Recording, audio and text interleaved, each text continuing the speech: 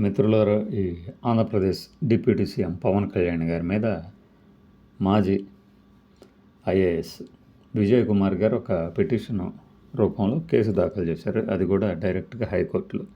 అదేమిటయ్యా అంటే, హరిహర వీరమల్లు సినిమాకు సంబంధించి ఆయన ప్రమోషన్ల కోసం ప్రభుత్వ తాలూకు నిధులని దుర్వినియోగం చేశారు అని ఆయన పిటిషన్ని కోర్టు విచారణకు స్వీకరించింది. మామూలుగా అయితే ఇది విచారణకు స్వీకరించవచ్చా లేదా అనేది కూడా తెలుస్తుంది. కానీ ఇది ఇప్పటిదాకా ఈ రోజు వరకు, అంటే ఆగస్టు 19వ తారీఖు వరకు కూడా ఎక్కడ బయట రాకుండా ఉంది. అంటే ఇదేదో ఆలోచించదగ్గ విషయమే అనుకోవాలి.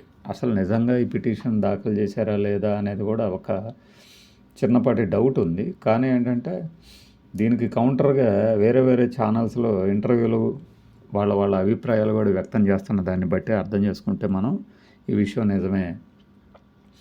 పైగా ఈ విజయ్ కుమార్ గారు లిబరేషన్ పార్టీ అని ఒక పార్టీ కూడా పెట్టుకున్నారు.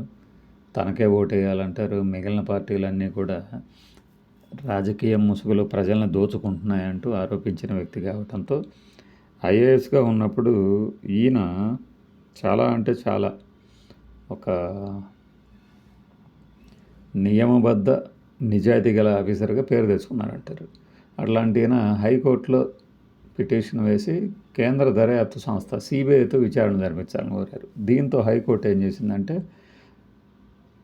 ఈ కేసు విచారణ జాబితాలో సిబిఐ, ఏసీబీ న్యాయవాదుల పేర్లు కూడా చేర్చాలని కోర్టు రిజిస్ట్రీకి సూచించి వారం రోజుల తర్వాత విచారణ తిరిగి చేద్దాం, అంటే అప్పుడు దాకా వాయిదా వేద్దాం అని చెప్పేశారు. అంటే కేసు వాయిదా వేశారు ఈ పిటిషన్ మీద విచారణని.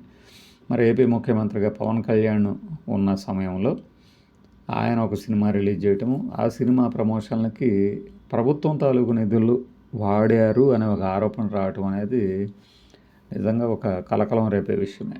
ఇది ఎవరు ఎంక్వైరీ చేస్తారు, ఎలా విచారణ చేస్తారు, అంటే పిటిషన్ విచారణ జరిపిన తర్వాత కేసు నమోదుకి ఏమన్నా ఆదేశిస్తుందా, లేదు విచారణ దశలోనే వీగిపోతుందా అని తెలియాలంటే ఒక వారం రోజులు ఆగాల్సిందే. ఈలోపు సత్రకాయగాళ్ళందరూ చేరిపోయి రకరకాల టైటిల్స్లో, థంబ్నెయిల్స్లో దద్దల్లాడించడం బిగించేసేస్తారు. ఒకళ్ళేమో ఆయనకు షాక్ అంటారు, ఇంకొకళ్ళకేమో ఇంత కుట్ర, ఇట్లాంటి రకరకాల హెడ్డింగ్లు ఇక మీరు చూడబోతున్నారు ఈ రోజు నుంచి. పై